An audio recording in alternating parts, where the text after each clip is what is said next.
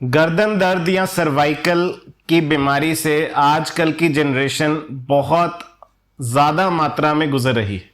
आजकल के जितनी नौकरियां हैं वो कंप्यूटर पे बैठ के काम करना है या मोबाइल पे बैठ के काम करना है। मोबाइल गेमर्स हैं, यूट्यूबर्स हैं, जो सारा दिन कंप्यूटर मोबाइल के इर्द गिर्द उनका जीवन गुजरता है। तो ऐसे लोगों में गर्दन दर्द होना लाजमी है। जो आदमी परेशान है, स्ट्रेस में है, एंग्जाइटी में है, जिनको बहुत ज़्यादा सोच आती है, सारा दिन किसी ना किसी चीज़ के बारे में सोचते रहते हैं, उन लोगों में भी इन जगह पे सर्वाइकल या मौर जिसको हम पंजाबी में बोलते हैं उस जगह का खिंचाव पड़ता है। तो इस सारे सिम्टम को, जो गर्दन दर्द है, कंधों के ऊपरी भाग है, जो कमर का ऊपर वाला हिस्सा है, अगर इस सारे एरिया में दर्द होता है तो इसको हम सर्वाइकल कहते हैं। इस वजह से पेशेंट को दर्द हो सकता है, कान में सनसन की आवाज़ आ सकती है, सर भारी भारी लग सकता है, चक्कर आ सकते हैं। तो इस बीमारी का जो चलन है धीरे धीरे मैं देखता जा रहा हूँ, ये बढ़ रहा है। अब इसको ठीक करने के लिए बहुत ही सरल उपाय हैं। एक तो जो भी आप काम कर रहे हैं, अगर आप मोबाइल या कंप्यूटर यूज़र हैं, अपने बैठने उठने का ढंग बिल्कुल ठीक रखें। जब आप कंप्यूटर यूज़ कर रहे हैं, जब आप मोबाइल यूज़ कर रहे हैं, तो आपकी गर्दन की पोजीशन बिल्कुल ठीक होनी चाहिए। आपकी आई लेवल पर स्क्रीन होना चाहिए ताकि आपकी गर्दन पे ज़्यादा स्ट्रेस ना पड़े, स्ट्रेन ना पड़े। अगर आप फिर भी ये काम नहीं कर पाते हैं तो एक छोटा सा सरल तरीका है कि आप हर 30-40 मिनट में 2 से 3 मिनट का ब्रेक लें ताकि आपकी गर्दन को बीच बीच में रेस्ट मिले। इसके बावजूद भी अगर आपका पेन ठीक नहीं हो रहा है, आपको दिक्कत रहती है, तो अब समय आ गया है कि आप कसरत या वर्जिश शुरू करें। स्पेशली इस मांसपेशी का, गर्दन की जो पीछे वाली बड़ी मांसपेशी है, इसका नाम है ट्रेपीजियस। इस मसल को, इस मांसपेशी को आपको बनाना पड़ेगा ताकि आपको सर्वाइकल की दिक्कत ना रहे।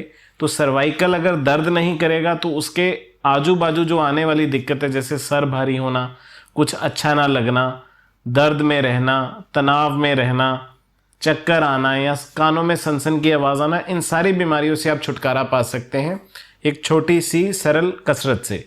सबसे पहले जो आपको कसरत करनी है उसको हम बोलते हैं आइसोमेट्रिक नेक एक्सरसाइजेस। इसका मतलब है कि हम गर्दन को बहुत ज़्यादा घुमाएंगे नहीं, गर्दन को एक जगह पे स्थिर रखेंगे, लेकिन गर्दन से हम सारी डायरेक्शन में, अलग अलग दिशा में गर्दन से जोर लगाएंगे और अपने हाथों से रोकें। इसमें हम गर्दन से पीछे को जोर लगाएंगे, हाथ से रोकेंगे, गर्दन से आगे को जोर लगाएंगे और हाथ से रोकेंगे, गर्दन से सीधी तरफ और उल्टी तरफ जोर लगाएंगे और हाथ से रोकेंगे। इस सारी कसरत करते हुए गर्दन हमारी बिल्कुल सीधी रहेगी। गर्दन को एक तरफ झुकाना नहीं है, आगे की तरफ या पीछे की तरफ या साइड में झुकाना नहीं। ऐसे ही एक्सरसाइज है जिसको हम बोलते हैं चिन टक। यहाँ पे भी हम हाथ लगाएंगे अपनी ठोड़ी के नीचे और गर्दन से नीचे को जोर लगाएंगे और हाथ से रोकने की कोशिश करेंगे। तो ये कसरत से हमारी जो नेक की सारी आसपास की मसल्स हैं, जो उसको मोटी मसल को हम ट्रेपीजियस बोल रहे हैं, उसकी एनर्जी और पावर बढ़ेगी। उसमें जो ब्लड सर्कुलेशन है, उसमें जो खून का दौरा है वो बढ़ेगा, जिससे वो मांसपेशी जो है तकड़ी होगी।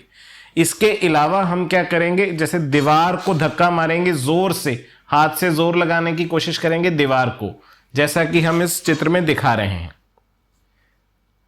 ऐसे ही एक कसरत है जिसको हम बोलते हैं शोल्डर श्रग्स।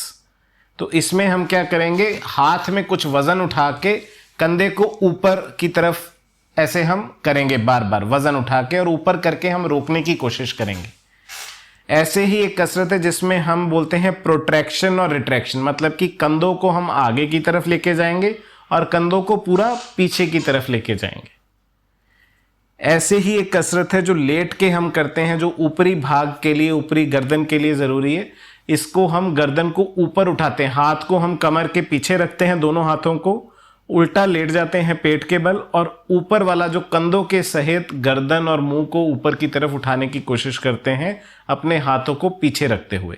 और ऐसा करके हम उसको 10 सेकंड के लिए रोकते हैं और फिर नीचे करते हैं। तो अगर हम ये सारी कसरत करेंगे तो हमें सर्वाइकल की दिक्कत नहीं आएगी।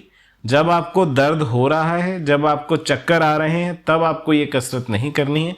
तब आपको अपने डॉक्टर के पास जाना है, दवाई लेनी है, फिजियोथेरेपिस्ट के पास जाना है, थोड़ा गर्दन पे जो मसाज करवानी है। जब आपके सिम्टम्स ठीक हो जाएंगे तब आपको इस पे मेहनत करनी है, ताकि आप इस बीमारी से बार बार मत जूझो, आपको बार बार ये दिक्कत ना आए।